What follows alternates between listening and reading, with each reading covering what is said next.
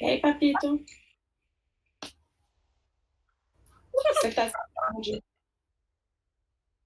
Não tô te ouvindo.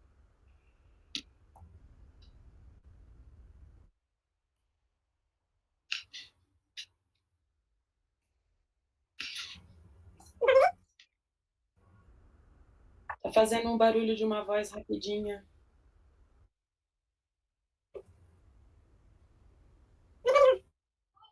Ainda tá. Oi, Xande. Ixi, será que é meu computador? Você tá me ouvindo? Você tá ouvindo o papai? Eu não tô ouvindo nem o Xande nem o papai.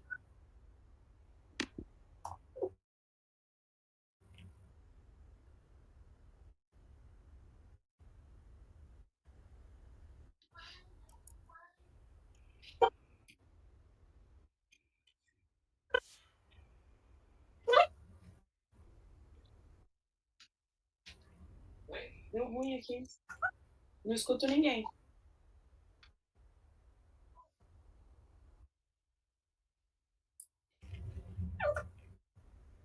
Tá vendo do que tá saindo de som aqui?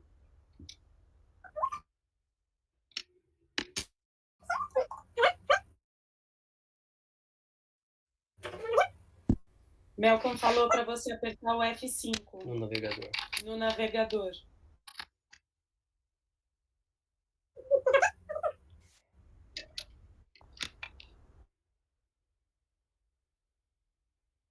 É só seu pai. O Xande eu não tava ouvindo também. Mas E agora? tô ouvindo o papai, mas o Xande não. É porque não tá falando. Fala, Xande.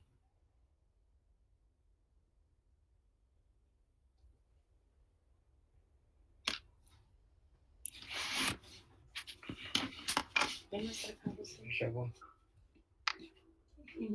Conseguiu falar? Tá? É o Melcom. Era o Xande. Ah, esse aqui no meio é o meu. Ô, Paulitia, tudo Oi, bem? mamãe. Tudo em ordem? Tudo. E as meninas? Estão lá na sala jogando com os amigos.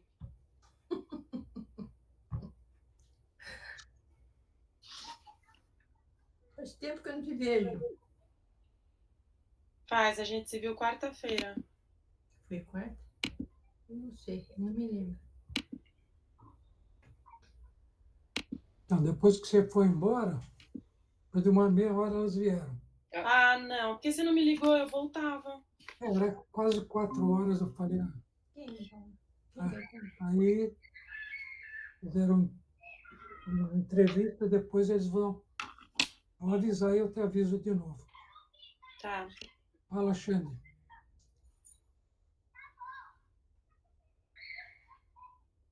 O microfone tá com defeito, ele falou.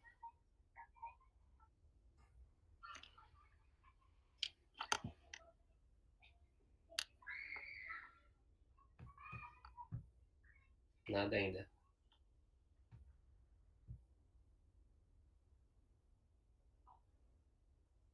Ixi, dá uma facada? Ah.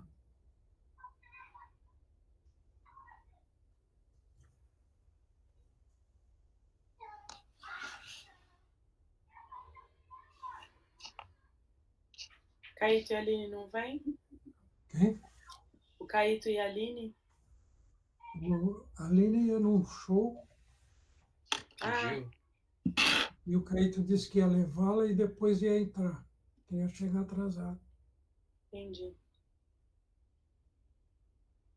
Vocês arrumaram a moeda? Moeda pra quê, mãe? E a do Melco? Cadê a sua, Melco? A minha tá aqui. Xande?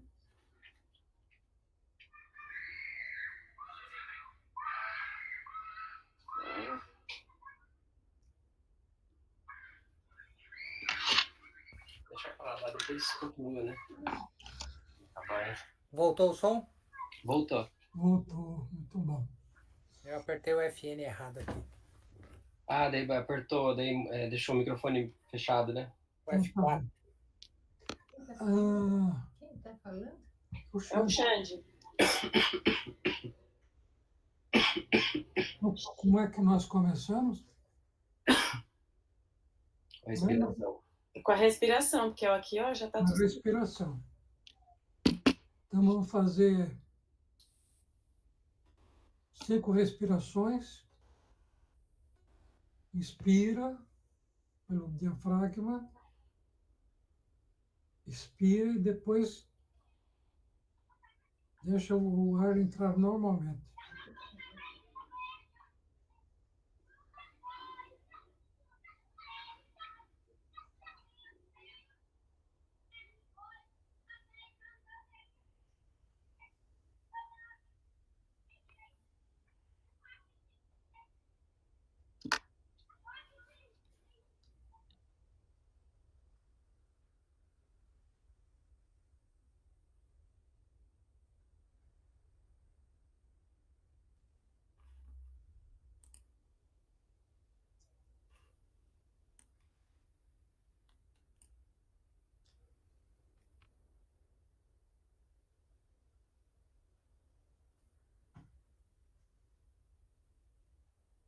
Muito bom. Tudo tranquilo aí? Trouxe a moeda, Xande? Agora há pouco na mão. Todo mundo com a moeda igual. Pra quê? Não, a Não. do Melco é grande. A minha moeda Do meu é grande? é de R$1. É que ele não é professor. Ele é rico capitalista. Ó, mas ó que jovem que ele tá. Deixa eu ver, do meu? Cortar a barba? Cortei. Cortou nada. Credo, que gordinha. Passou o Passou de- tesourão? Um De tostão. Um tostão? Muito bom. Por onde nós começamos? Um tostão é grande, né? Hein? Por onde a gente começa? Pelo começo? Pelo Roberto Carlos. E qual é o começo? Roberto Carlos. Roberto Carlos. Roberto Carlos é o começo? São tantas emoções.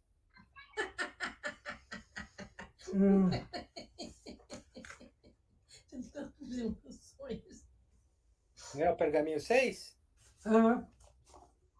Por que essa moeda? Ai, Por quê? Para saber que nós estamos ricos. É para mostrar que tem 3 lados. Quais os lados? Os 3. Quais os 3? A cara, a coroa e a lateral, a borda. E quais são os 2 lados mais importantes?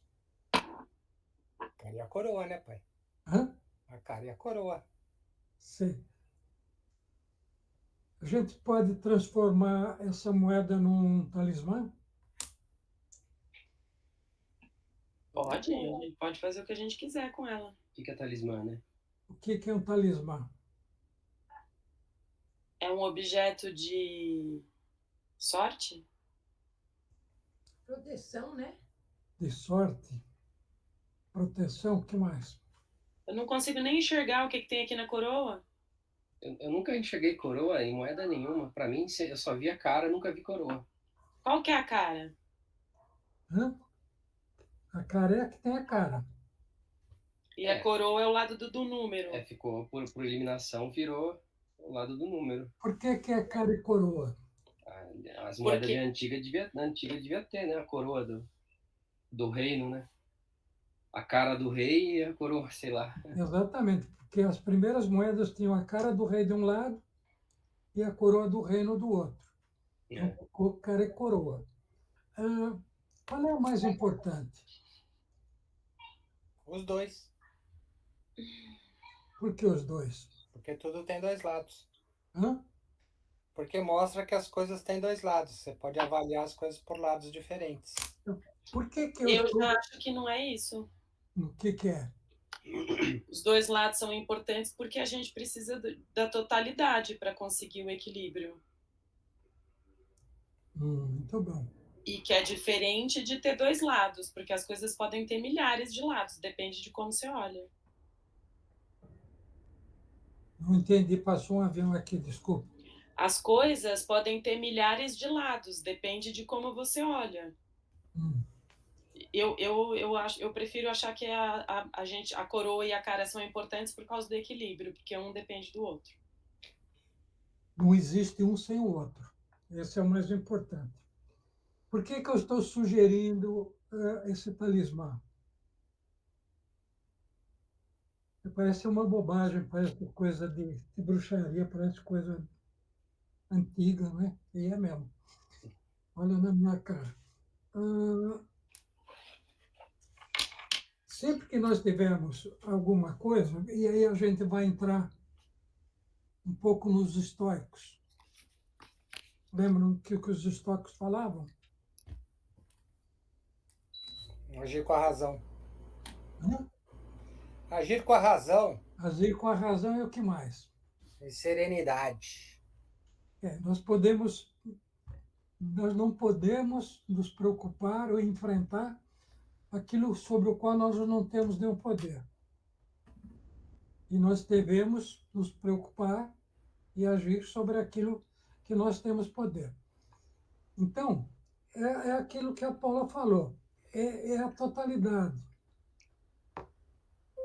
Então, como talismã, o que eu estou propondo é que quando nós tivermos alguma coisa, um problema muito sério, a gente pegue a moeda e lembre que existe o outro lado. Que sempre, depois da coisa séria, depois da tempestade, vem a bonança. Sempre existe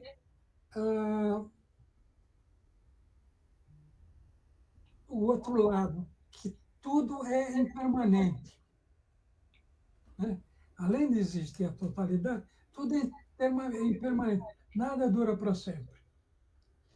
Isso serve para o que é mal, quando nós estamos sentindo mal, quando nós temos um problema que nós achamos que não tem solução, quando nós estamos irritados, quando nós estamos tristes, com medo.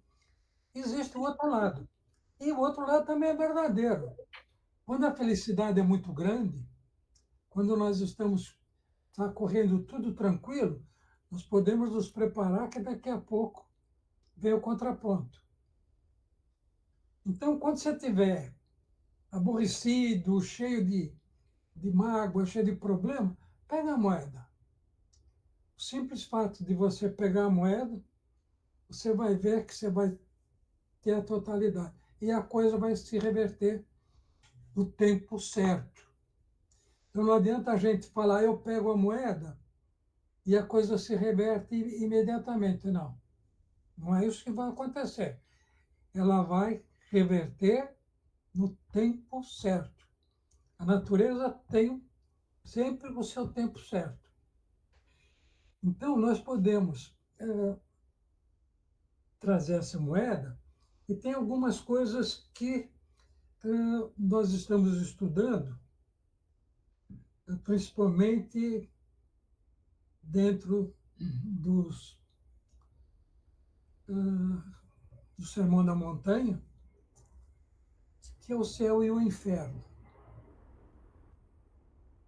O céu e o inferno, o que são? O que significa isso para vocês? Aonde é o céu e aonde é o inferno?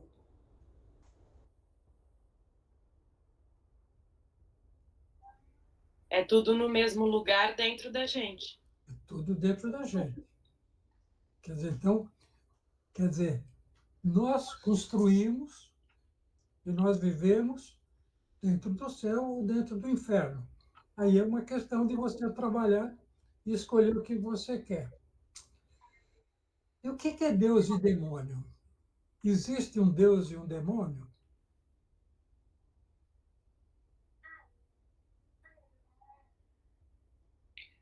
Se eu pensar, né, que para existir um precisa existir o outro. Não entendi. Se for pensar que para existir um precisa haver o outro também. Certo. Aí são os dois lados da moeda. É o outro lado da moeda. É. E onde eles estão? Aí depende de cada um, né? Tem gente que acha que está dentro, tem gente que acha que está lá fora. E o que você acredita? Eu acho que está dentro. Está dentro. Então, na verdade,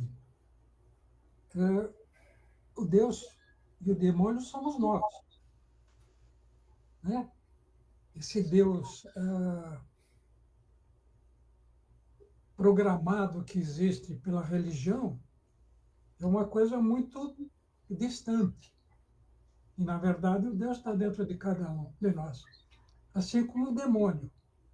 Então, nós vamos escolher a tranquilidade, a serenidade, o amor, a compaixão, ou nós vamos escolher o ódio, a raiva, o medo, né, a soberba. Tudo isso está dentro de uma mesma moeda, dentro de nós mesmos.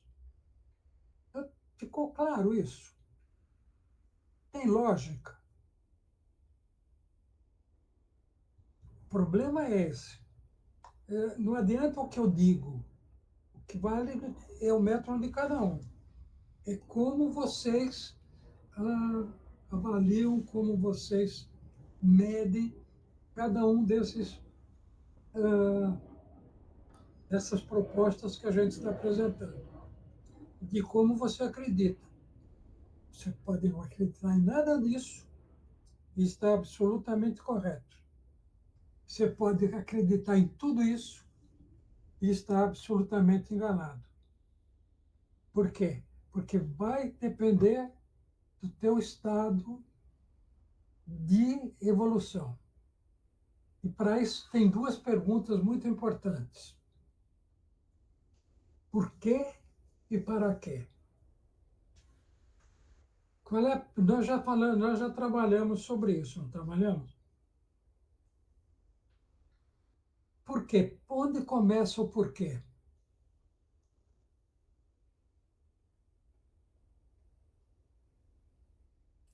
Um questionamento sobre a existência, né? Hã? É um questionamento sobre a própria existência. O questionamento é sobre a própria existência. Então por que eu nasci? É a primeira pergunta. E a segunda?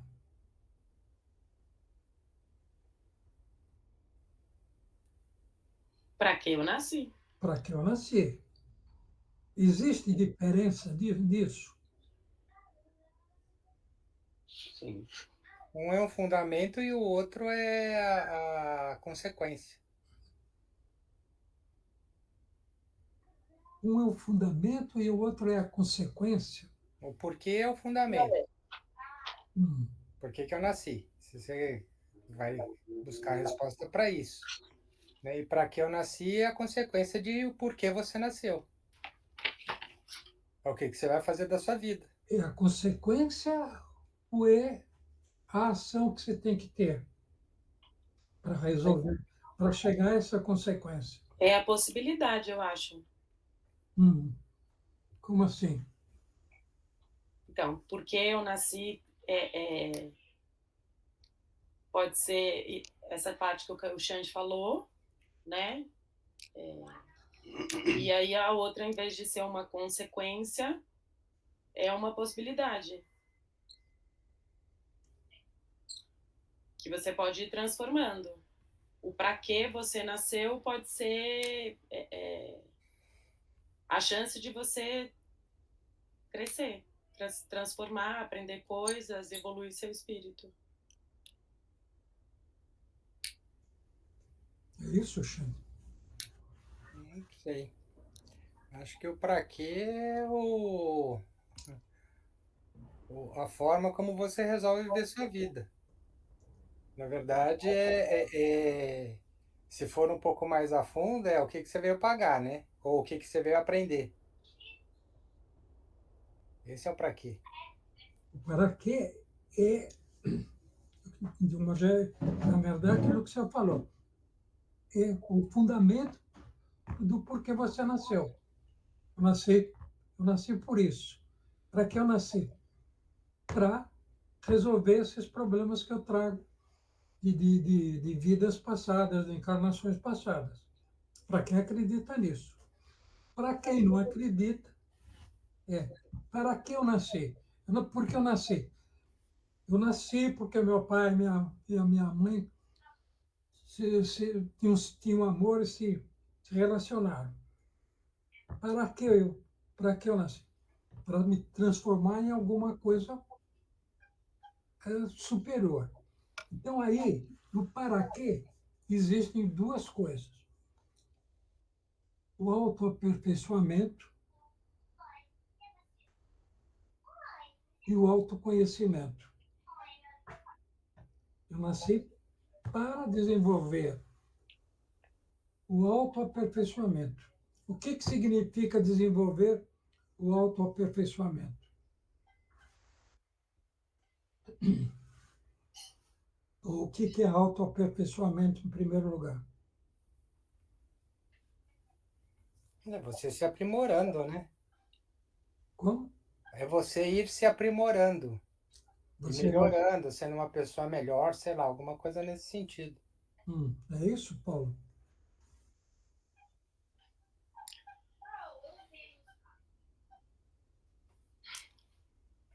Hoje está difícil, né? Então, pode ser isso. Mas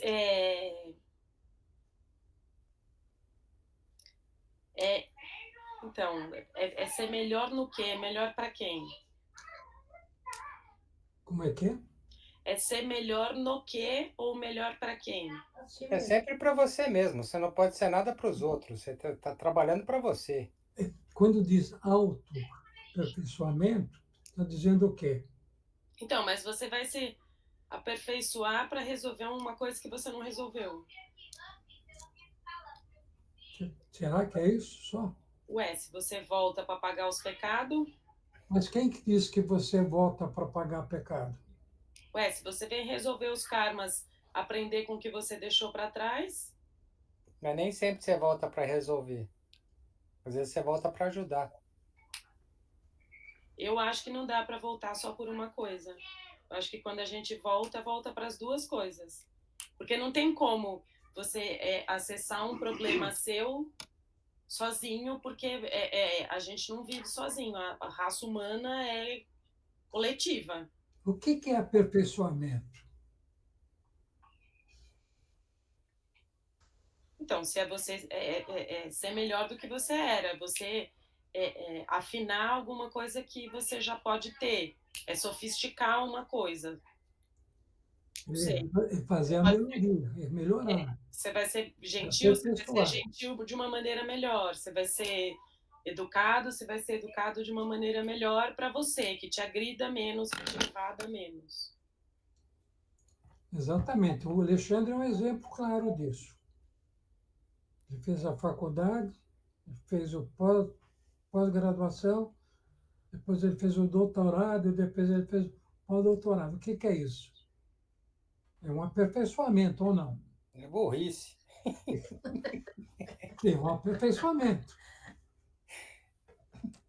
Quer dizer, sempre nós podemos nos aperfeiçoar.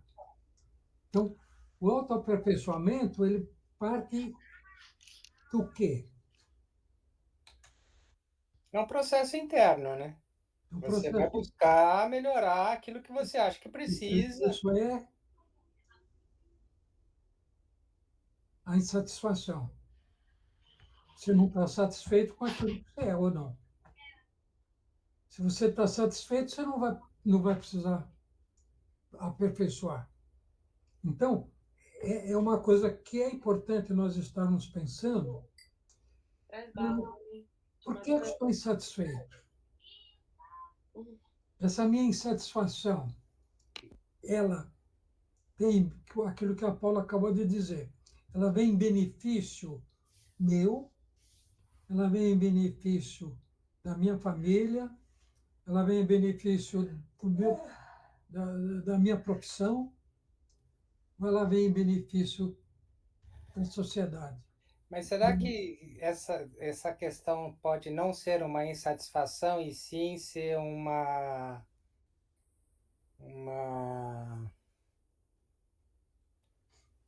como é que eu digo, posso dizer, uma perspectiva, você querer ser melhor pode não partir de uma satisfação, pode partir de um desejo de querer melhorar, de querer ser melhor. Isso não é uma insatisfação. Então, se você quer ser melhor, é porque você não está satisfeito com o que você é, ou não? Você pode estar satisfeito, mas ainda assim querer ser melhor. Exatamente. Porque você está insatisfeito até 90%. Falta os 10% para você fechar a conta. Então, o autoaperfeiçoamento é sempre uma insatisfação. Você nunca está satisfeito com aquilo. E quando é que nós devemos estar satisfeitos? Nessa linha de raciocínio, nunca. Exatamente. É para isso que nós estamos aqui. É para quê? Para ter esse aperfeiçoamento, ou esse autoaperfeiçoamento. Para nós desenvolvermos esse autoaperfeiçoamento, com segurança, com critério, com justiça, com verdade, o que é preciso? Autoconhecimento. O autoconhecimento, exatamente. Senão não vai estar tendo. Se você não souber quem você é, aonde você está, se você não sabe onde você está, como é que você vai chegar onde você quer? Você sempre vai chegar a um lugar a partir de um ponto e onde você está. Então, o autoconhecimento. E quem nos dá um caminho para isso? Pro autoconhecimento, É. a gente mesmo. Sim, mas além de a gente mesmo, você acha que o nosso conhecimento é o suficiente? Não, por isso que a gente está insatisfeito. Eu acho que é quando a gente começa a estudar, começa a pesquisar, começa a procurar aquilo que está faltando, né? Então, aí, Se conhecer, você tem que estabelecer referencial. Se você não tem um referencial, você nunca vai saber onde você está. então, mas nesse referencial entra uma coisa muito importante, que pelo menos que eu acredito, que é o primeiro caminho da cenoura, a reta compreensão. Porque muitas vezes, se não a maioria das vezes, nós não temos a compreensão correta, a compreensão absoluta daquilo que nós somos e daquilo que nós queremos ser, ou temos. Mas a gente não consegue ter essa plena compreensão. A gente tem, pelo que eu acredito, a gente tem a gente conhece algumas partes. Outras partes ainda são obscuras que você vai descobrindo conforme você vai vivendo. E isso é bom, Rui? É bom porque senão você não tem capacidade de absorver tudo de uma vez só. Por isso que você não tem plena consciência de tudo o tempo inteiro. Exatamente. Vira Então, maluco. é sempre pensando que nós sempre temos alguma coisa a aprender, que nós sempre temos um passo mais a dar, nós sempre temos um degrau mais a subir. Sempre carregando a nossa moeda. Que de um lado está uma coisa, do outro lado está outra. Então, eu acho que esses dois pontos são fundamentais no nosso processo de crescimento, de autoconhecimento e de começar a pensar nessas coisas de céu e inferno, vida e morte, bom e ruim. Tudo isso está sempre junto. Não existe morte sem vida. Não existe vida sem morte. É uma coisa ruim a morte? Às vezes a vida é muito pior, ou nós achamos que é. Então nós temos que começar a pensar nessas coisas. Está claro isso? Alguma pergunta?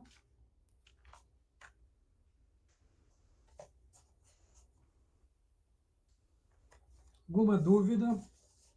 Todas. Hum? Todas. Depois tem o céu e o inferno, e a gente é que faz. Ah, muito bom. Então, sobre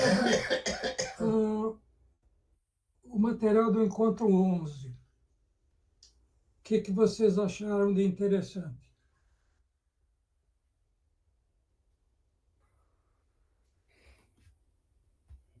Eu estava lendo esse pergaminho 6, que fala das emoções, né? E a afirmação é que eu serei dono das minhas emoções, né? Aí eu fiquei pensando e não sei o quê, porque pela leitura é assim, é, é uma leitura de que tudo é um ciclo, que o ciclo sempre se renova, enfim, e nesse processo a gente tem que dominar as emoções, né? Aí eu fiquei questionando, será que a gente sempre tem que dominar as emoções? E eu não achei a resposta, eu só fiquei com a pergunta.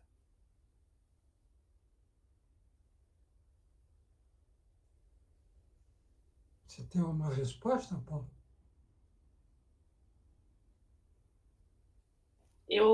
Quando eu estava lendo, eu fiquei pensando. Ele começa o texto falando sobre isso, né? Sobre dominar as próprias emoções, mas ele acaba o texto falando outra coisa, Por exemplo. né? Porque quando eu comecei a ler,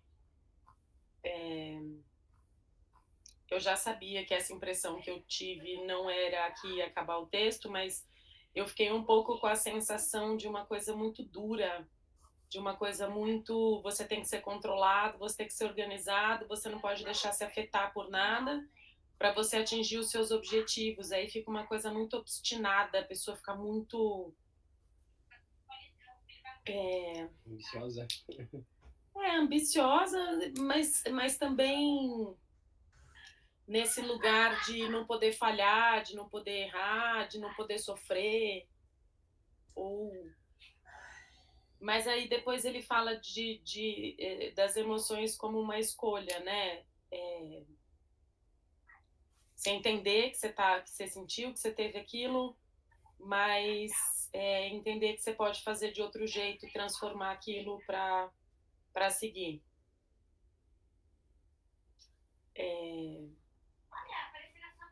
Eu não sei, eu não sei se tem resposta para isso, né? Assim, controle da emoção é uma coisa que me parece binária, né? Porque para você controlar a emoção, a razão tem que prevalecer. Então, ou você é racional ou você é emocional. Você não tem outra opção. Você não pode ser as duas coisas caminhando, né? Assim, conseguir racionalizar as coisas, mas ao mesmo tempo se deixar sentir as coisas. Tem um misturado que eles falam de inteligência emocional. Não ouvi, não. Não, tem um conceito aí que se fala, né, de inteligência emocional. Então é as duas coisas misturadas, né? Então, qual é a primeira pergunta nesse problema? Se eu conheço as minhas emoções. Hã? Se eu conheço as minhas emoções. E antes de conhecer as tuas emoções, qual é a pergunta? O que é emoção? O que é emoção? Então, nós temos que partir disso. Né? O que é emoção? Então, como o Xande colocou e a Paula colocou, o que eu acredito é o seguinte, ele, de uma certa forma, ele é muito pessimista. Eu acho que ele é pragmático, ele não é pessimista. Hã? Ele é pragmático, ele não é pessimista. Também. Por quê? Porque não existe só emoção ruim. Existe emoção boa. Amor é razão? Por isso que eu achei autoritário, por isso que eu achei binário demais. Exatamente. Não existe só emoção ruim. Existe emoção boa. O amor, o carinho, a admiração, o respeito. Isso é racional? Não, isso é emocional.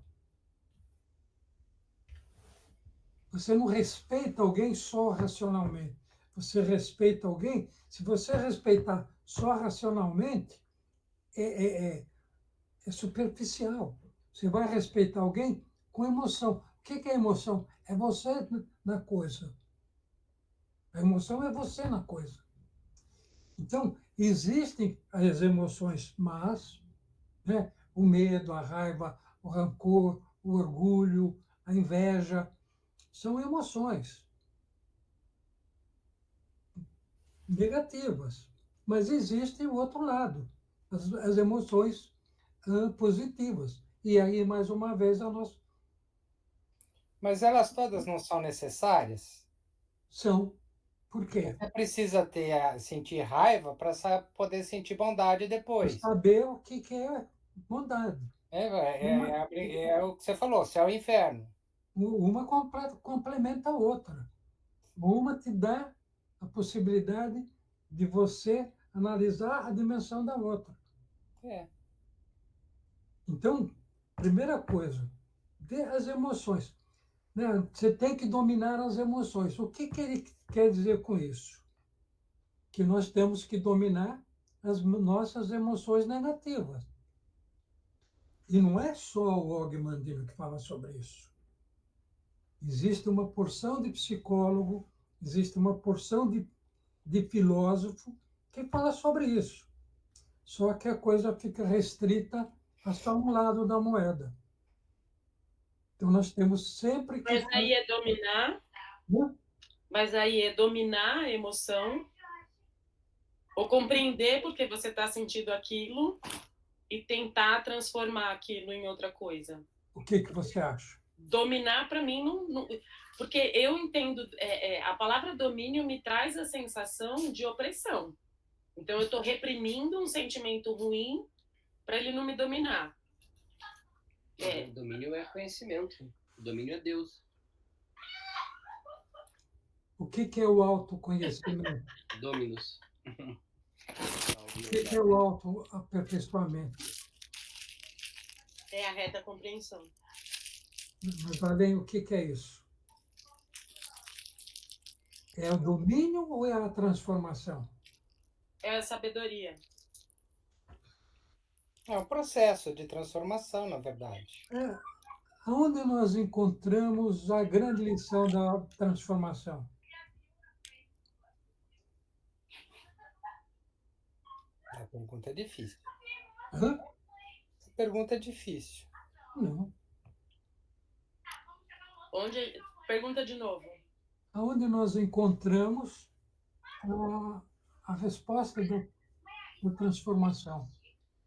O grande exemplo da transformação. A borboleta? Hã? A borboleta? A borboleta é um exemplo. E a semente? A semente. É também um exemplo. Então, nós encontramos o exemplo da transformação na natureza. Nós somos um exemplo vivo, concreto, da transformação. Nós éramos o quê? 2 células diferentes. Uma porrinha. Não era uma porrinha? Até isso aqui. A gente era 2 células. Se não fosse as 2 células, a gente não ia Mas as existir. 2 células que eram uma porrinha. E 2 zigotos. a semente é a mesma coisa, a borboleta também. Né? Você vê o processo da borboleta é muito interessante, porque ela vem da lagarta, depois ela se transforma, se esconde num casulo, para depois sair como borboleta. Então, isso é muito significativo. Por que ela se coloca dentro de um casulo e depois sai como borboleta? Porque a lagarta, de um modo geral, é um bicho feio. Não. Não para você, para o mel. O mel com a gosto de aranha. Eu descobri que as joaninhas passam pelo mesmo processo da borboleta. Quem? As joaninhas. A Joaninha. É. Ela nasce lagarta e vira joaninha. Então, que é mais bonitinha, não é? Mas eu nunca vi lagarta de joaninha, eu nunca imaginei que fosse assim. As lagartas normalmente têm a mesma. Então, esse processo é muito importante no nosso. É um processo de interiorização, na verdade. Como é que é? É um processo de interiorização. Ela se esconde, se você usar metaforicamente, ela se interioriza para depois pôr para fora tudo aquilo que ela se transformou naquele momento. De libertação. É. Ela se liberta daquilo. Então, essa coisa da borboleta é um exemplo muito claro da evolução, dentro da natureza. E que somos nós. E nós vamos cair lá no autoaperfeiçoamento, na autocompreensão. Está ficando claro isso, gente? Está muito Mas tem o confuso. lado cruel, seu Caetano. Quando vira borboleta, ela vira borboleta para procriar e morrer. Exatamente. Por quê? Para que precisa racionalizar a poética? Não, Porque mas é a verdade. por que que ela vive? Verdade para o cientista, mas para o poeta, Ela vive só esse tempo? porque é o suficiente. É uma crueldade da natureza? Não, é o processo. Exatamente, porque ela não precisa viver mais. O grande problema é que a gente sempre quer viver mais, quer viver mais, quer viver mais. Chega um momento que você não precisa viver mais. Você já cumpriu o seu ciclo. Porque esse é todo um ciclo, não é isso? Ela viveu o ciclo dela. E ela vai embora tranquila. Nós, a maioria do ser humano, é que tem um apego muito grande à vida e tudo isso. Tá certo? O que mais nós temos para ver sobre isso? Se isso foi sobre o pergaminho número 6. Tem alguma coisa a mais? Ele termina falando que você tem que ser dono de si mesmo, né? E Esse é ele o fala pilar. também que ele é parte da natureza. Então, a gente precisa ter uma leitura um pouco mais ampla do que ele fala, para não ficar só nessa coisa. Não, eu tenho que vencer as minhas emoções. Você tem que vencer as minhas emoções, tanto as positivas como as negativas, ou tanto as negativas como as positivas. Porque às vezes você tem uma emoção positiva e se deixa levar por ela, ou não. Então, Geralmente, sempre, né? hã? Geralmente, sempre se faz isso. Exatamente. Então, ela tem o ciclo dela. Chegou o ciclo dela, vamos dar o próximo passo.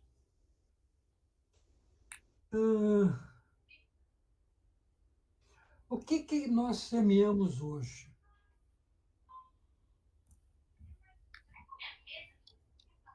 Aí eu acho que a gente pode escolher o que a gente quer semear. A gente escolhe, não. Você semeia, não é que você semeou que escolheu. Mas o que você semeou hoje? Você vai colher amanhã. O que você vai colher amanhã. Nessa semeadura, foi consciente? Às vezes sim, às vezes não. E qual é o nosso processo de autoconhecimento e do autoaperfeiçoamento? É tornar consciente todas as vezes. Todas as vezes que você vai semear alguma coisa, você tem que ter consciência disso. Então, esse é o autoconhecimento, a reta compreensão. Então, nós precisamos trabalhar em cima disso. Uma outra coisa que fica claro no trabalho do Og Mandino é que ele sempre está preparando o cliente, sempre está preocupado com o cliente. Qual é o nosso maior cliente? Nós mesmos. Nós mesmos. Então, nós temos que transportar o que o Mandino fala, os pergaminhos, que ele vai vender, do que ele vai fazer, para o nosso autoaperfeiçoamento, para o nosso crescimento emocional, intelectual, profissional, tudo está aí. Então, o grande cliente que nós temos que agradar, porque a religião diz o seguinte: você tem que agradar a Deus acima de todas as coisas. Será?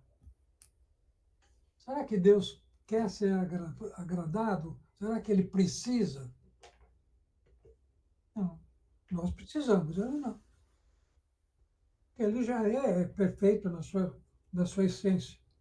Então, nós temos que levantar de manhã. Vou com o vendedor. Não sei, o Xande já foi vendedor, não foi? Muito ruim. Né? Muito ruim, medíocre. Quando você é vendedor, a primeira coisa que você levanta, você fala: qual é o cliente que eu vou visitar hoje?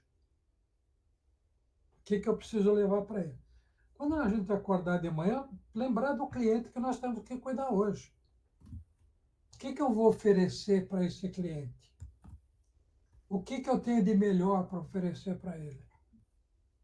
Eu acho que isso é fundamental.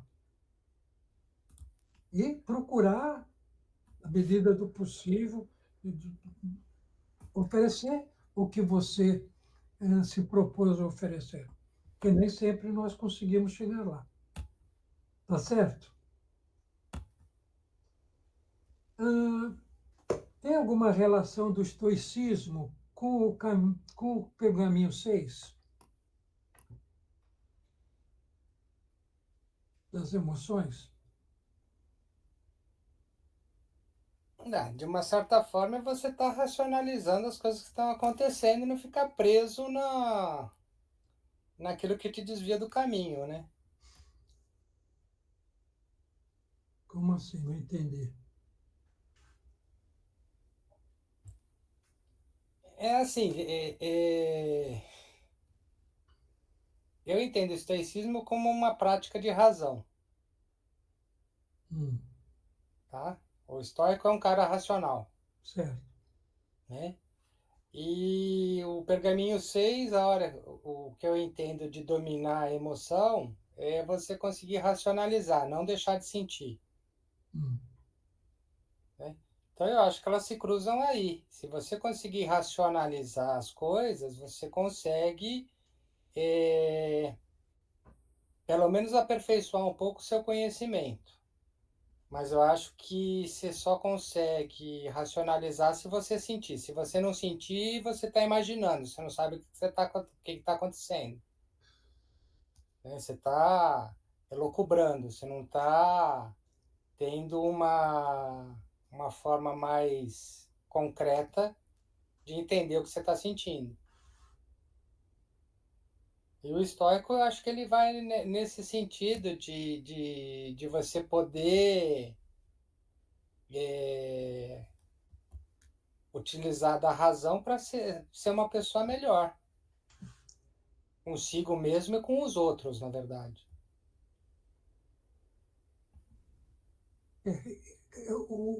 Vamos dizer assim, o mandamento maior do estoicismo é você ter consciência daquilo que você pode transformar e daquilo que você não pode transformar. Não é isso? Racionalizando a coisa. Então, o sentimento você pode transformar? Pode. E deve, não é isso? Eu não sei. Eu acho que tem hora que você tem que sentir raiva. Não é que você não tem que sentir raiva. Você tem que sentir raiva. Ficar puto, tudo. Depois você racionaliza e fala: foi importante eu sentir aquela raiva naquele momento e depois você. Ou não? Exatamente. Você vai sentir raiva, você vai sentir medo, É lógico. né? Agora, tem certas coisas que, se você sentir de imediato, você vai perceber que é um sentimento negativo, como o orgulho, a inveja. Bom, a maldade. Então, nós temos que... o importante não é o que vocês respondem nesse questionário que eu dou. O importante é como vocês levam isso para a vida. O importante é como a gente vive isso no dia a dia. Sempre com o questionamento. Por quê? Para quê? Estamos ficando claro? Está ficando claro? Muito bom. O que mais vocês viram nesse encontro 11? O que mais a gente falou?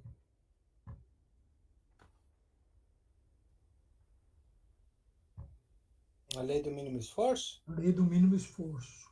O que vocês acharam nesse artigo que eu apresentei? A lei do mínimo esforço é seguir o mais simples. Sintetizando, é isso. O simples é sempre vamos dizer assim, teoricamente o caminho do mínimo esforço, não necessariamente, mas... E ela tem alguma influência na nossa vida, no nosso dia a dia? Sempre tem, né, pai? Às vezes a gente complica coisa que não precisa complicar. Sem vira e mexe, a gente começa a arrumar confusão onde não precisa arrumar confusão, ou quer fazer coisa que está além da nossa capacidade e fica se enroscando, enfim. Mas para mim, esse negócio do caminho mais simples não é o caminho mais fácil, o que eu entendo. Nem sempre o caminho mais simples é o caminho mais fácil. Às vezes o caminho mais fácil é o mais complicado. Não sei se estou sendo confuso. Não, está claro, está claríssimo. Mas essa questão do caminho mais simples, ele é meio complicado, porque no fundo, a gente nunca quer seguir o caminho mais simples, né? Às vezes o caminho mais simples, ele se mostra muito desafiador, né? Então a gente não usa o caminho mais simples porque a gente tem medo de se deparar com a solução que pode não ser exatamente o que a gente gostaria que fosse. Ou você não quer resolver, né?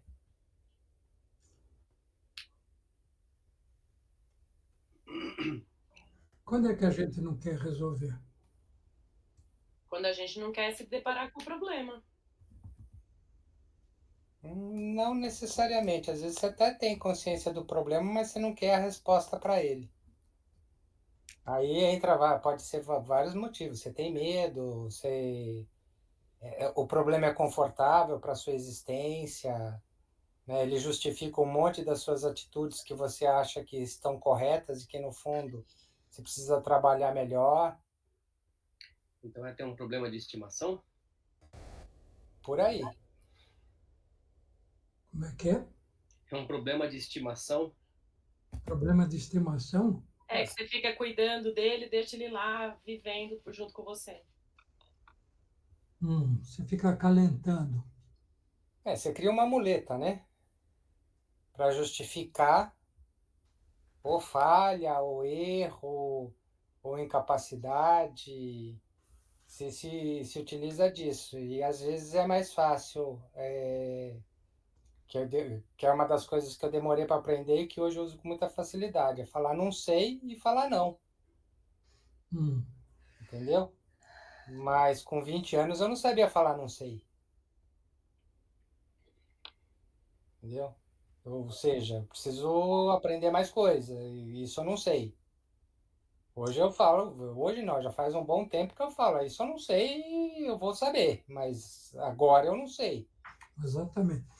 Mas existe um fator muito importante quando nós temos a resposta, que eu acredito que é o mais importante de tudo. É quando a resposta nos mostra o quanto somos medíocres. Ou não? Não é, eu acho que a Não, questão toda é você reconhecer seu metron, pai. Não é mediocridade. Eu acho que é até uma certa sabedoria você reconhecer seus limites e saber que você precisa melhorar. Então você não é medíocre. Hã? A Não, partir eu estou colocando medíocre, não no sentido pejorativo, mas no sentido de ignorância. assim, Troca medíocre por ignorante. Né? O quanto nós somos ignorantes, e é ruim, é bom isso. é bom, É bom por quê? porque você pode aprender. Porque nós temos tudo para aprender, nós temos todas as possibilidades e muita coisa para aprender. Não é? Como é que a gente pode viver a lei do mínimo esforço?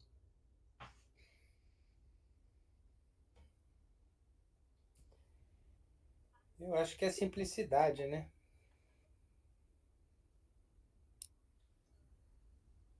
Com simplicidade, A simplicidade não é assim, tudo tá bom, tá tudo bem. Não.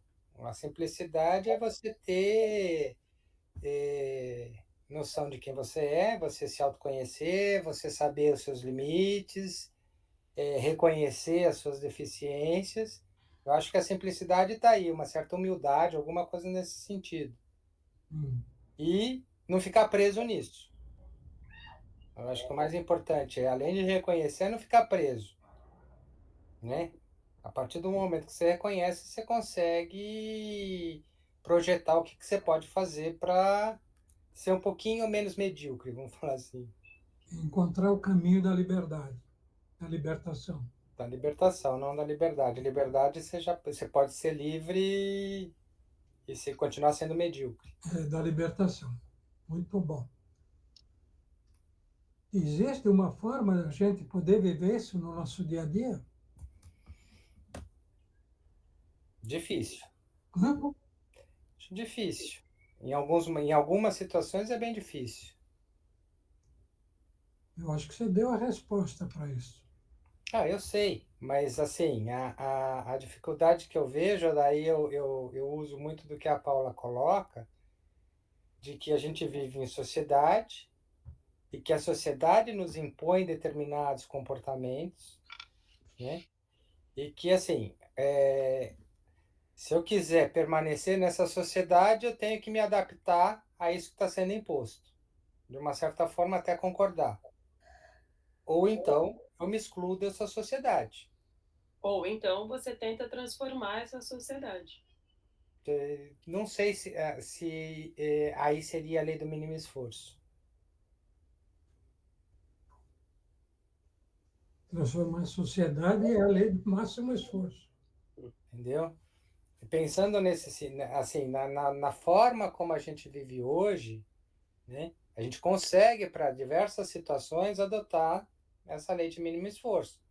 Mas em determinados tipos de situações, é muito difícil a gente conseguir aplicar.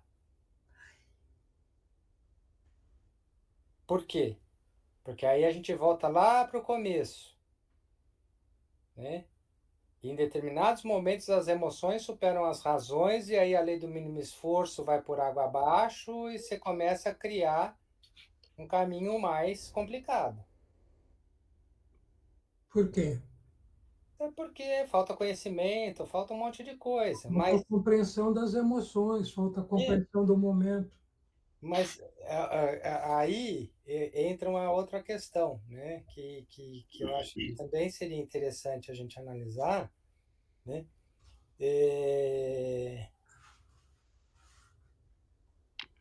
Que eu posso até ter um certo domínio sobre isso, mas se o meu interlocutor não tem esse mesmo domínio, eu posso estar me agredindo, mantendo essa relação. Só que às vezes é uma relação de poder. Todas as relações são de poder. Nem todas. Todas. Nem todas. Todas. São todas? Eu acho que todas são. Todas as. Para ter relação tem poder envolvido. Não existe uma relação sem o que precisa ter é equilíbrio desse poder. Mas que o poder está envolvido em todas as situações de relação, sim. Estou pensando aqui para te dar um exemplo. Numa situação de relação que... Sem poder? Sem poder? É.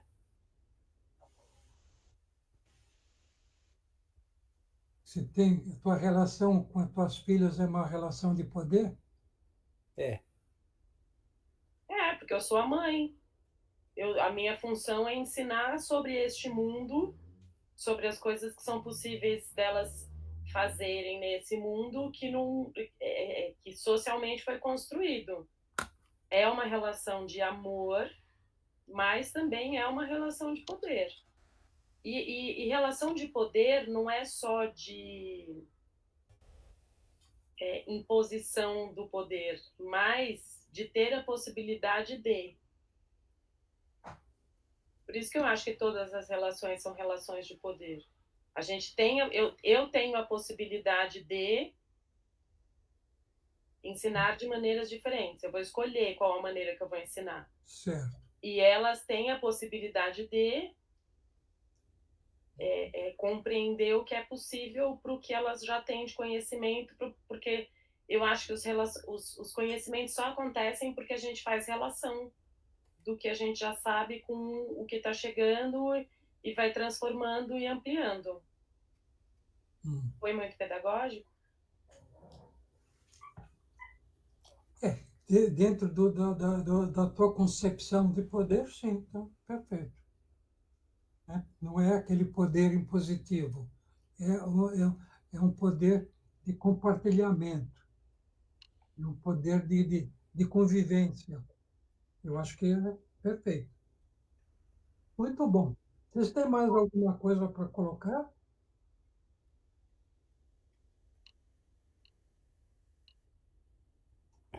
Fiquei pensando nessa questão de esforço. Questão do quê? Esforço. Né? E aí eu vou para outras duas palavrinhas que eu sempre brinco, né? O que é teimosia e o que é persistência, né? A teimosia você fica fazendo um negócio que não está dando certo, mas você continua fazendo. Que é o que eu estou fazendo aqui, ó, teimosa, querendo pegar a gata e ela não quer. É. E persistência é você insistir no negócio até ele dar certo. E às vezes eles se confundem. E aí eu faço um paralelo com o esforço e mínimo esforço. Né? Ou seja, máximo esforço e mínimo esforço, ou só o esforço em si. Né? E a dosimetria desse esforço, né? Como é que a gente faz essa dosimetria? Qual é o esforço suficiente, qual é o necessário e qual que é o possível? Né? E aí fica a sensação de que sempre podia ter sido um pouquinho mais. Né? Se eu Porque fizer... a gente precisa pensar que a gente está fazendo o nosso melhor. Porque, às vezes, a gente faz uma coisa... Eu sou essa pessoa que você está dizendo aí. Tudo que eu faço, eu sempre acho que podia ter sido melhor. Sempre acho que eu podia ter feito de outro jeito. Mas é importante a gente perceber que o que a gente faz naquele momento é o que é possível fazer. Não dá pra gente... eu entendo esse o que é possível no lugar de não se violentar. Não sei, Paula. Assim, é que as experiências são diferentes. Né? As experiências são diferentes. Talvez, assim, A experiência de ser humano é a mesma. Não, esse questionamento vem, assim, a gente teve um processo de vivência diferente. Né? O teu processo de vivência, vamos fazer um recorte. O teu processo de vivência profissional foi sempre vinculado a professor. ser professora, né? Por outro lado, eu tenho um processo de vivência parecido com o do seu Caetano, que fez 500 mil coisas e não fez nada direito. Não é, seu Caetano? Papai deu aula de teatro direitinho. Jogava sapato, porra. Ué, tá a Paloma aí no mundo, mostrando pra todo mundo. Então. Não, o que eu digo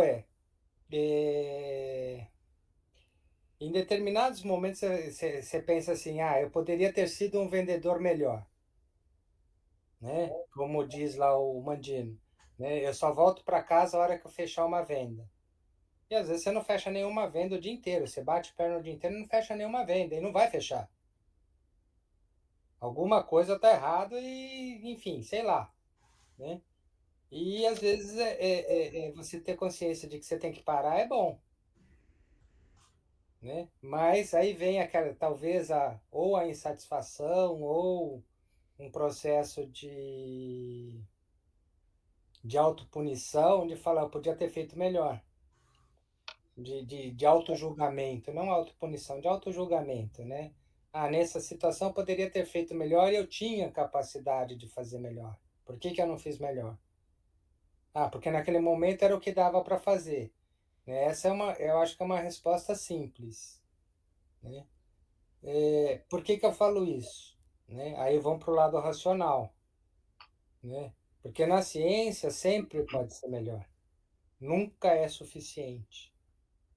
E se você colocar que o que tem para hoje é isso e tá bom, você está no lugar errado, entendeu? Você está no lugar errado. Se hoje você não conseguiu, amanhã você vai ter que tentar de novo e procurar outra alternativa, enfim, continuar insistindo, né? Que vem, se é teimoso ou se é persistente, né? Você tem que ser persistente, não teimoso. Se está dando errado, para, pensa e muda, né? E aí eu fico pensando nessa dosimetria de esforço, porque às vezes a gente está com a cabeça em um lugar fazendo outra coisa, que aí é a plena atenção, né? Atenção Plena. plena, né? E às vezes a gente está assim, você está trabalhando pensando que você tem que levar o carro na oficina, ou você está na terça-feira pensando que bom que essa quinta-feira é feriado e eu vou para Jarinu. Ou seja, você não está trabalhando, você está em Jarinu. Dá para entender o que eu estou falando? E aí o esforço, se a gente considerar como uma medida de energia, né? Você tem uma carga de energia e você está dispersando essa energia para vários lugares. Quando você concentrar ela, você realiza de forma melhor aquilo que você está fazendo. E aí você chega no mínimo esforço. Quando você se concentra para fazer uma coisa, ela acaba sendo mais produtiva e até mais fácil de fazer. Por quê? Porque você só está pensando naquilo, num contexto mais filosófico. Eu não sei, eu estou viajando na maionese aqui. Tô com fome. E aí, seu Caetano, o que a gente está elucubrando aqui? Eu acho que você chegou lá. Não chegou? Ei, estou compartilhando. A lei do mínimo esforço está relacionada diretamente com a plena atenção, com a concentração no que você está fazendo. Quando você está concentrado, fazendo alguma coisa, você não sente o esforço. Você está realmente, totalmente entregue àquilo que você está fazendo. Você não sente esforço, sente prazer, ou não. Quando você faz aquilo que você tem que fazer, muitas vezes você não gosta. Se você se entrega totalmente, você acaba sentindo prazer e acaba gostando. Para mim, esse é o aspecto mais positivo da lei do mínimo esforço. É a entrega ao momento. É nesse momento que dá para fazer isso. Mas dá para fazer, então eu vou fazer integralmente. Eu vou me jogar integralmente. E o mais importante, não se preocupar com o resultado. Que a partir do momento que você está fazendo está preocupado com o resultado, você se distancia do cerne da coisa, do mais importante. É nisso que eu acredito. Celto? Eu acho que hoje que o grupo está resumido, acho que a gente chegou lá no que precisava. A não ser que vocês tenham mais alguma coisa para dizer. Acho que é por aí. Deixa eu ver aqui. Peraí. Eu não mandei, eu escrevi, mas eu escrevi digitado, tá tudo confuso.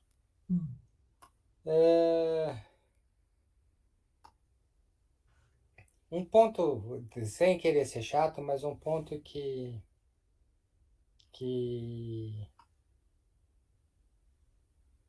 essa parte do mínimo esforço me chamou a atenção é aquelas 5 maneiras diferentes de fazer a mesma coisa, né? Que é analise, questione, deixe a criatividade fluir e depois eu já não avancei mais, né? Que na verdade das 5 são 3, né? Analise e questione, eu acho que é inerente, né? Agora, essa questão de criatividade fluir,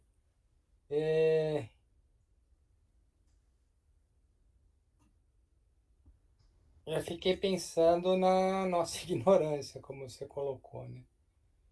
Até onde a gente é criativo. Ignorância. Até onde a nossa criatividade é criatividade, ou é imaginação, ou é fuga, enfim.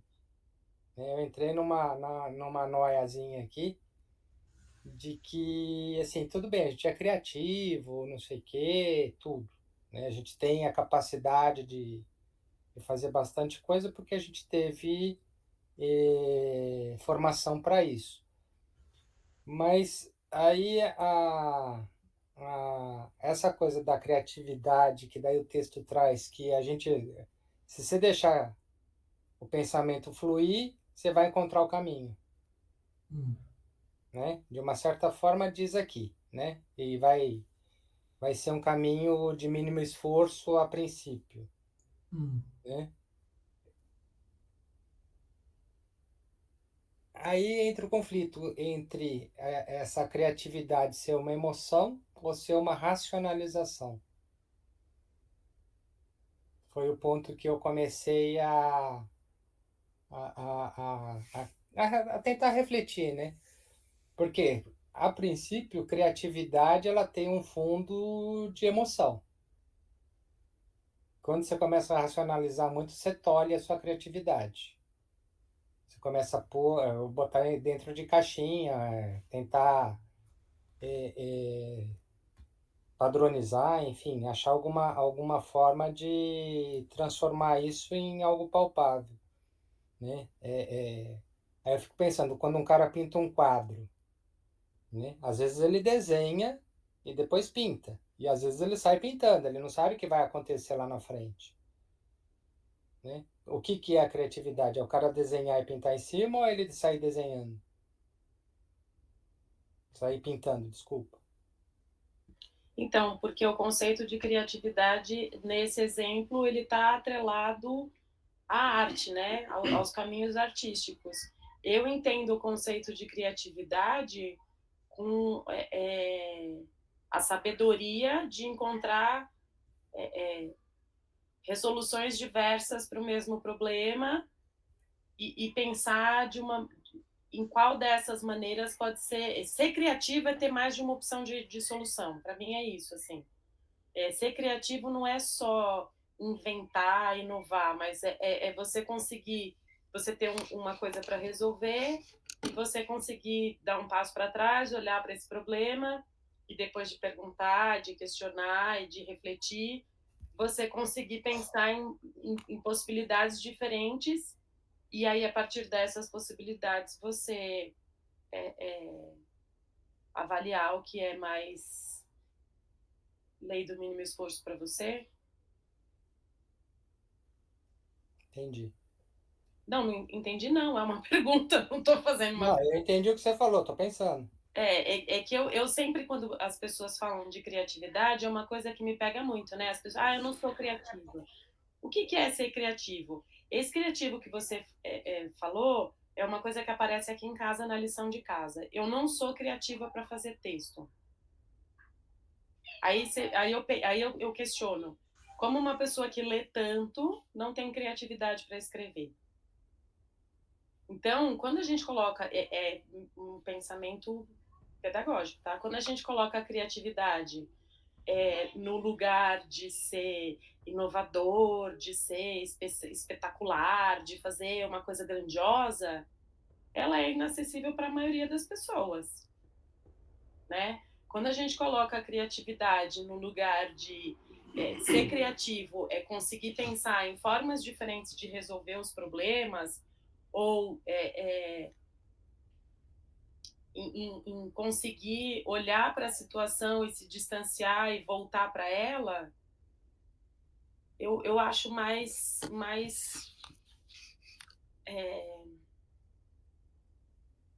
possível mesmo. Porque as pessoas me consideram uma pessoa criativa. Mas não porque eu sou uma pessoa inovadora, mas porque eu sou uma pessoa que tem um repertório que me ajuda, racionalizando, que tem um repertório que consigo achar soluções diferentes para problemas para o mesmo problema.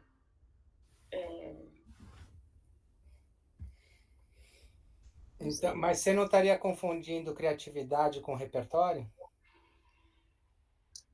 Não.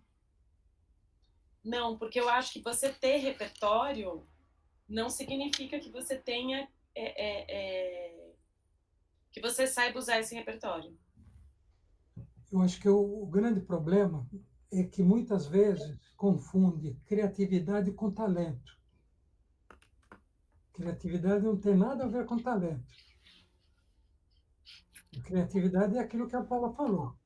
Criatividade é você encontrar uma solução dentro do repertório que você tem. Por exemplo, nós vivemos uma época que as pessoas talvez mais criativas são as donas de casa.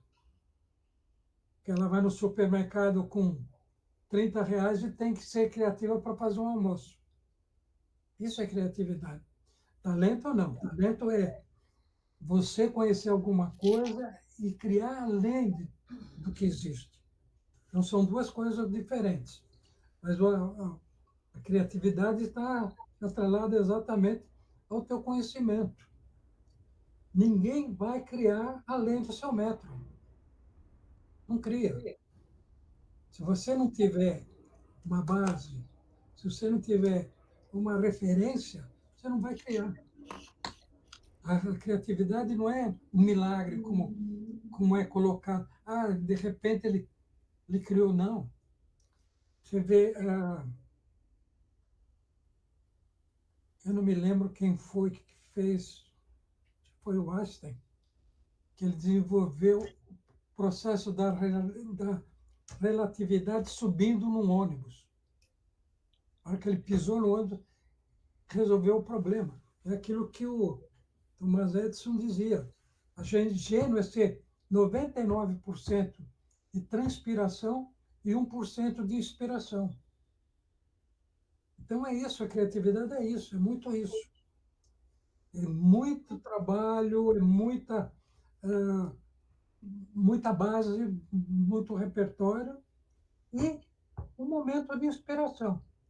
Então, se não houver esse momento de inspiração, não existe criatividade. Então, mas o momento de inspiração não é você saber o que fazer com o seu repertório? Exatamente. Mas então, aí não é inspiração.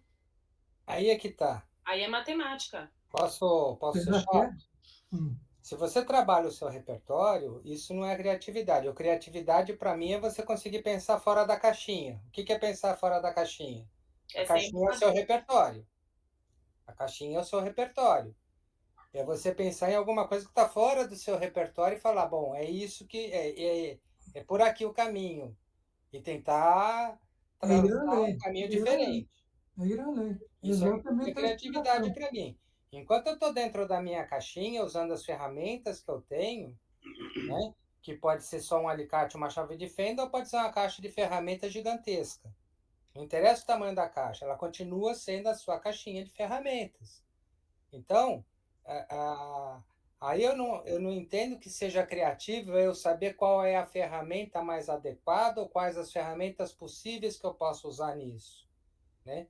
Aí, para mim, autoconhecimento é conhecimento. Se eu trabalho com o meu repertório, que já é uma coisa que eu tenho, né, faz parte de um autoconhecimento que eu vou estar aplicando aquilo que eu já conheço. Eu acho que a criatividade vem o que eu faço com isso que eu já conheço para saber aprender coisa nova. Como é que eu transformo isso que eu tenho hoje em uma coisa diferente amanhã? Isso para mim é ser criativo. Então, mas você vai partir sempre Não, do você teu tem que ter um repertório. background, óbvio. Você vai partir sempre do repertório. Mas Então, a criatividade é o que você falou. Está fora da caixinha é dar um passo além. então, mas pelo É que a enxergar Paula alguma colocou, é coisa que trabalhar ninguém com o que você já enxergou. tem. Como? A Paula colocou que é você conseguir dar um passo para trás, olhar e ver qual que é a melhor alternativa. Você pode ser criativo ou não. Isso pode ser um ato de racionalização. Sim. Pode ser um ato de criatividade. Ele tem as duas possibilidades.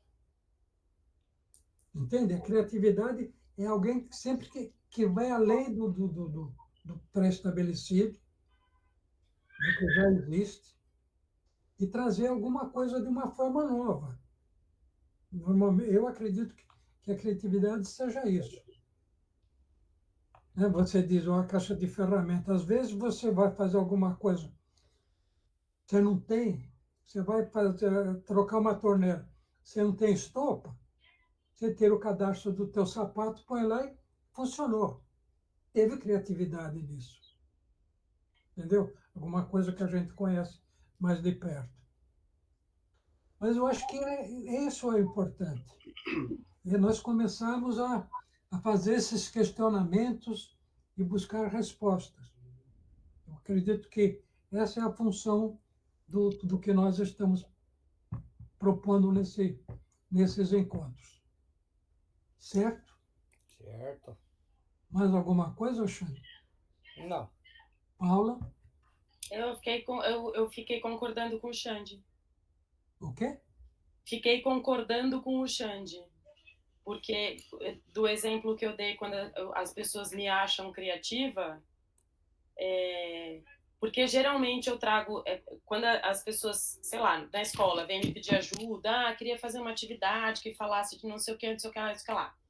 A pessoa sabe o que ela quer, mas ela não sabe como fazer aquilo. E aí ela me acha criativa porque eu sei o que fazer com aquilo. Então eu não estou sendo. Porque Eu não, tô sendo, eu não estou. ela não tem essa criatividade. Então, mas eu não estou sendo criativa. Eu só estou a partir do que ela sabe, eu estou contando para ela que tem outro jeito de fazer, que para ela é criativo, porque é um jeito que ela não sabe, mas que eu tô só no meu repertório ali, continuo no mesmo lugar. Agora, quando você faz alguma coisa nova usando o seu repertório, daí é criatividade. Tipo, como é que eu faço uma adaptação de aula para um aluno especial? Aí você tem que ser criativo. Vamos fazer o processo de, vou levar um bicho-pau e nós vamos conversar a respeito de bicho-pau. Se todos na sala estão entre eu não sei como é que vocês chamam, os não divergentes. Os típicos e os atípicos. Se só tem típico, é uma aula. Se tiver um atípico junto, você tem que mudar a aula, não tem? Você tem que ser criativo e se adaptar. Você tem que ter uma certa criatividade para adaptar aquele conteúdo para aquele aluno específico. Então, quando a gente pensa numa sala de aula, a gente parte do pressuposto de que, por mais que eles sejam típicos, eles são pessoas muito diferentes e têm repertórios muito diferentes. Então, toda vez, agora, né, com 30 anos de escola, toda vez que eu vou pensar numa atividade, eu sempre penso numa sequência. Porque eu sei que o que eu falo não é o que eles escutam, e que cada pessoa vai ser tocada em algum momento de alguma proposta que vai estar rolando, aquele assunto vai chegar para aquela pessoa, né? Chegar no sentido de despertar curiosidade, de despertar o interesse. Eu sei que todo mundo não fica curioso e interessado do mesmo jeito. Então, sempre tem uma sequência. Quando tem uma criança atípica, essa sequência é duplicada, porque daí eu tenho que conhecer esta criança, saber como ela entende, como ela aprende, o que faz sentido para ela, para daí preparar alguma coisa que ela vai conseguir compreender e que ela vai se envolver. Então, você está sendo criativo porque você está adaptando o conteúdo. O conteúdo é o mesmo. E assim, para que serve uma chave de fenda? Para soltar parafuso, mas se eu não tiver uma talhadeira, ela serve de talhadeira. Entendeu? É isso, é aí que está entrando, assim, o você sair da caixinha. Você tem a ferramenta, mas você tá usando essa ferramenta de uma forma diferente da que usualmente você trabalha com ela. É por aí que eu tentei pegar o exemplo da criatividade. Achei bom. Porque existe um exercício de criatividade que a gente faz no teatro pegando um lápis. O que você faz com um lápis? Escreve. E que mais? Se for português, põe atrás da orelha, para fazer conta no caixa. Assim, ó. Que mais? Você desenha, esse lápis pode É ser. a função dele. Mas além disso, Prende o cabelo, faz o inferno de coisa. pode pôr no cabelo, Esse lápis pode coçar a orelha, pode você ser pode separar o livro, você pode morder. Então, tudo isso são utilidades que vai além do normal, além do usual. Então, a criatividade é uma coisa muito, muito complexa e muito abstrata. discutida e muito abstrata. Mas é sempre aquilo que o Xande falou. É você ir além da caixinha, é dar um passo além, é encontrar uma outra solução, é propor uma outra solução. Certo? E, além disso,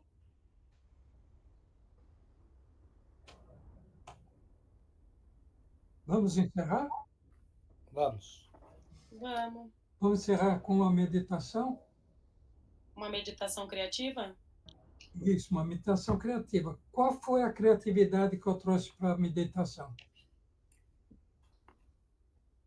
O mantra? O mantra. Que fui eu que descobri o mantra? Não. Eu nunca. Quem colocou isso não fui eu. O mantra todo mundo usa. Mas existe uma coisa que eu coloquei que eu não achei em lugar nenhum. Pode existir em outro lugar. Você inspira, aliás, você começa expirando, por quê?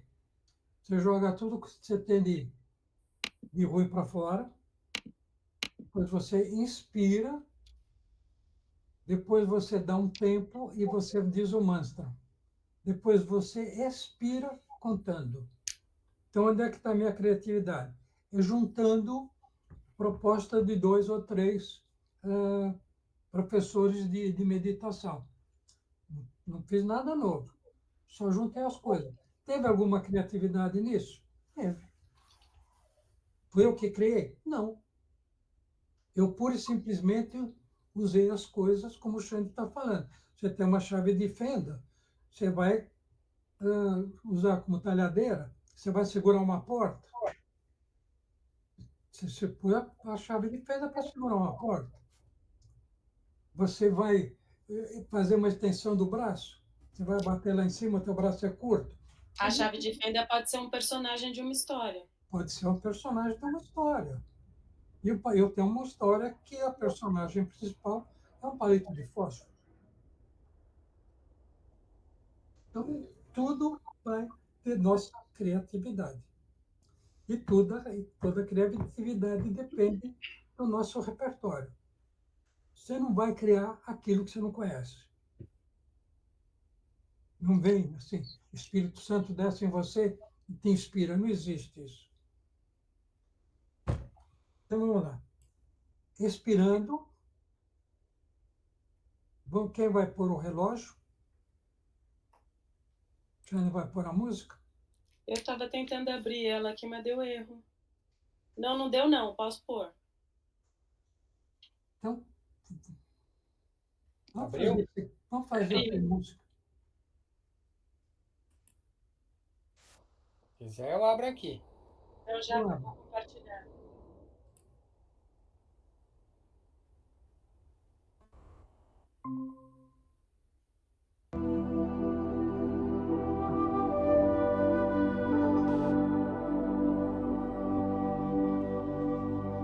Fechando os olhos, estirando,